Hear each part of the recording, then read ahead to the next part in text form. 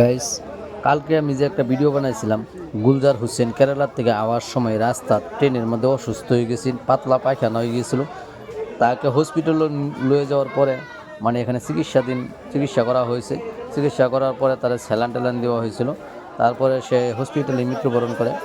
আর সেই কথা নিয়ে মানে যে ভিডিওটা আমি বানাইছিলাম, যে তার 3টা পোলাপান, একটা মেয়ে 2টা ছেলে, আর তার স্ত্রী খুব গরিব মানুষ, অসহায় গরিব মানুষ। তাকে সেখান থেকে আনার কোনো মানে পয়সার জোগান নাই।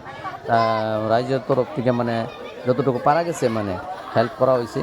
সবাই হাতে হাতে মানে 150, 1000, 2500 করে দিছি। আর এবং কি আমি স্ক্রিনার মধ্যে ফোনপে নম্বর দিয়েছিলাম এবং ফোনপে স্ক্রিনার দিয়েছিলাম। সেই স্ক্রিনার মধ্যে যে যতটুকু পারছে মানে সহযোগিতা করছে। করার পরে মানে তাকে সেখান থেকে আজকে বাড়িতে আনা হইলো।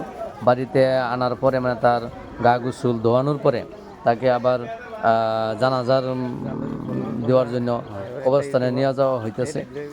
তে ভাই, এই দেখেন বাঁশ, তার কবরের স্থানে সেখানে গাড়বে এই বাঁশগুলো। এটা হলো জানাজার আমাদের ঘর, খারিজি মাদ্রাসার। সেখানে জানাজার এখন মানে পড়া হবো। ভাই, মৃত্যুর কোনো গ্যারান্টি নেই, কেডা কুম্বালা মরবো কেউ বলতে পারে না।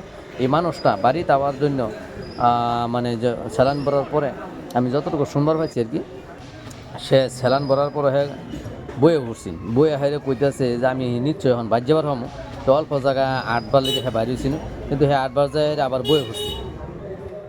তো হ্যাঁ হাতের দিকে চাই হেরে কইলু যে আমার ডেনা ডোনা হুডা হয়ে গেতেছে গা, আমি আর বাঁচতাম না মনে কর। তো মোবাইল যা আছেন সব তার বন্ধুর কাছে সমঝায় দিয়ে হেরিয়া তে হে মানে মৃত্যুবরণ করছে। তে গাইস, জীবনটা অল্প সময়ের জন্য।